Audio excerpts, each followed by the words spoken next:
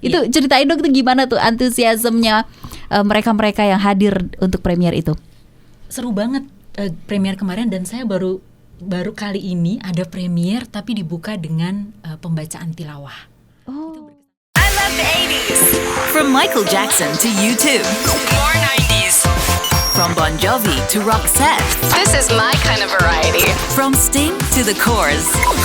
Your favorite music from 80s and 90s all night long. Only on Publica FM. 80s, the 90s, a good mix of everything. I love it. Here they are, your favorites from 80s and 90s greatest hits. Only on Publica FM 89.6 Jakarta. Aspire to Inspire, dan kita masih ngobrolin tentang film Perjalanan Pembuktian Cinta PPC yang mulai tayang perdana serentak di Indonesia hari ini. Tanggal 7 Maret ya. Wah, ini sebuah sebuah pencapaian tertinggi mungkin ya di awal tahun. Kita masih awal tahun kan ini, masih di bulan Maret, masih awal tahun. Nah, sebagai produser nih Mas Andre, boleh dong dibocorin ini lokasi syutingnya di mana aja nih? Kalau untuk lokasi syuting Jakarta, terus ada kemarin juga di Cibubur. Yang paling jauh itu kita ke Anyer sama lokasi Cirebon. Kuningan itu lokasi lokasi real sih sebenarnya ya. Lokasi real dari tokoh utamanya gitu. Oh, jadi di tempat aslinya. Iya. Jadi kita syuting di Kuningan di Pesantren Husnul Khotimah, yang dimana itu yang punya cerita sebutannya Mbak Nusaya Bazahra itu pesantren di sana gitu. Dan orang tuanya pun ada di sana juga, semuanya di sana. Jadi emang lokasinya itu benar-benar membawa cerita ini bisa lebih hidup lah gitu sih. Apa pertimbangannya dari Mas Andre ini kemudian akhirnya memilih atau memutuskan oke deh novel ini aku filmkan? Jadi waktu itu di bulan Desember itu kami dari FMM ketemu dengan Mas Riko dari Pejuang Subuh dan Ustadz Randy dari PPA. PPA itu dari Pola Pertolongan Allah. Nah, jadi pada saat ketemu itu Ustadz Randy nawarin, saya punya novel dari kisah nyata, boleh dong tolong dibikinin film gitu. Waktu itu Mas Iqbal yang baca. Mas Iqbal ini orangnya mudian dan emang gak suka baca gitu, apalagi novel.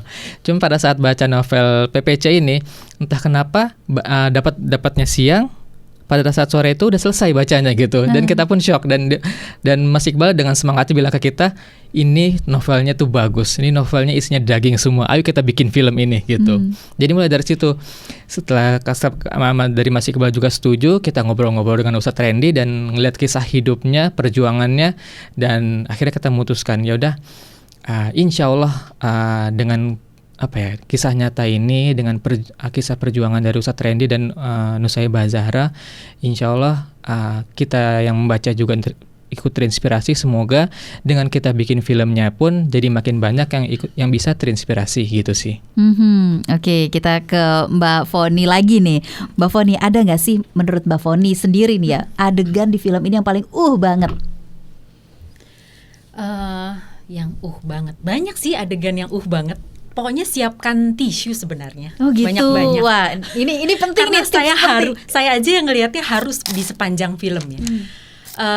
Tapi kalau boleh mungkin satu atau dua yang salah satu sebenarnya adegan saya sendiri. Iya banget itu. Karena di situ di adegan saya berhadapan dengan Dea ya waktu itu. Jadi ada emosi yang cukup dalam di situ.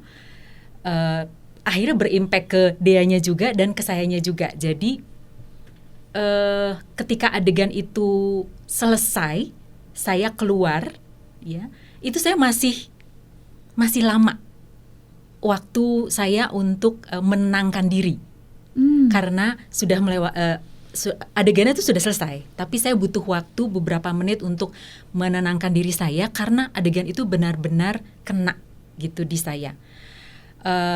Sayangnya tidak boleh di spoiler di sini. Adegan apanya itu? Nanti teman-teman silahkan nonton aja mulai hari ini. Ya. Tapi sebenarnya dari mulai proses reading itu kan juga digali ya, maksudnya ini kita mau bikin scene itu seperti apa gitu. Jadi benar-benar dengan ada acting coach ya dari Mbak Putri Ayudia dan tim, setiap scene itu benar-benar dibedah, kemudian ini mau dibawa kemana scene-nya, kemudian masing-masing karakter diperkuat lah gitu ya, sehingga bisa memberikan performa yang terbaiknya untuk setiap scene gitu.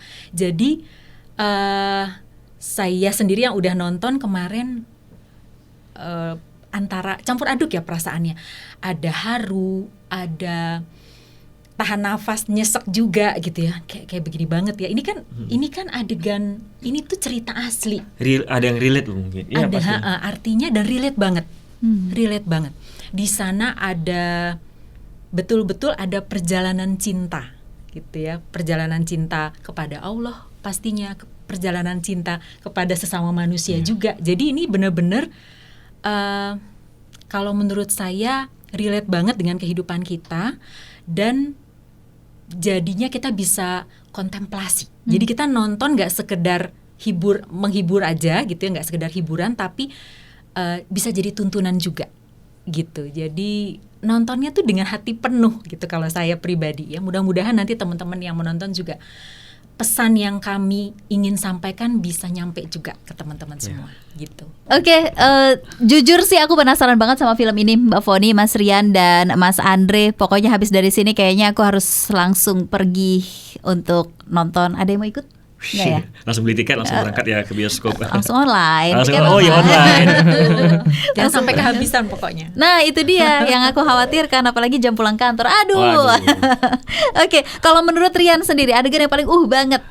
Paling itu sebenarnya banyak banget ya, apalagi ceritanya ini kan masih dibilang ya cerita yang sebelum menikah hingga setelah menikah gitu kan. Jadi ini banyak banget adegan yang sebenarnya.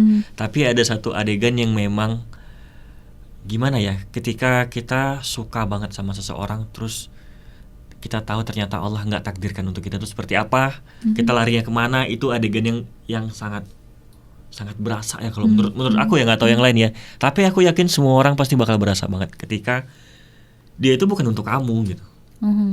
Jadi lakukanlah yang membuat lakukanlah yang terbaik untuk siapa penciptamu, gitu aja. Seperti lakukan itu. Yang terbaik untuk siapa penciptamu, untuk Allah. Ya, kita jadi berserah aja, bertawakal aja, gitulah intinya. Wah, kalau Mas Andre gimana nih Mas? Adegan paling adegan semuanya kayaknya ya. Ya, kalau dari saya sama teman-teman tiap kali kita ngelihat hasil editannya gitu ya, nge-review lagi gitu.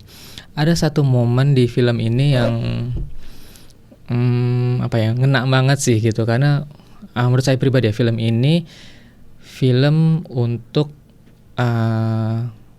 saya bukan ngelihat karakternya gitu di situ, bukan ngelihat karakter Fathianya gitu, tapi saya ngerasa kalau misalnya film ini ya untuk saya pribadi gitu. Karena ada satu di film di menuju ending gitu, si karakter Fathianya ini ketemu sama wanita buta gitu ya. Wanita buta ini yang dimana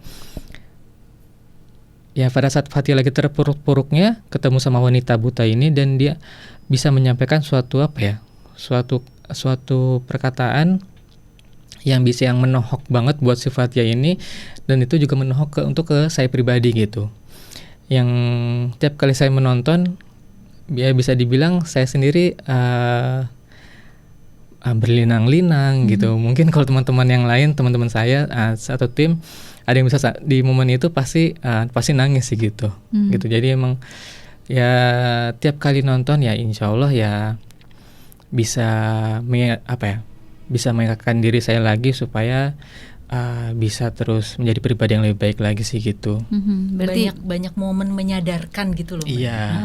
Oke, berarti tips dari Mbak Foni tadi kepake banget ya. Kita harus bawa tisu nih sebelumnya. Iya, sepertinya begitu. Yang banyak.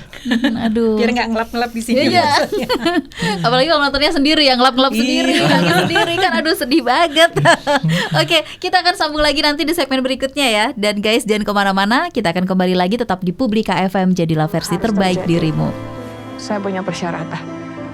Yang aku pilih bukanlah dia, tapi aku memilihmu, ya Allah. Jika memang pernikahan ini membuat aku semakin dekat dengan. Pokoknya Umi nggak rela titik.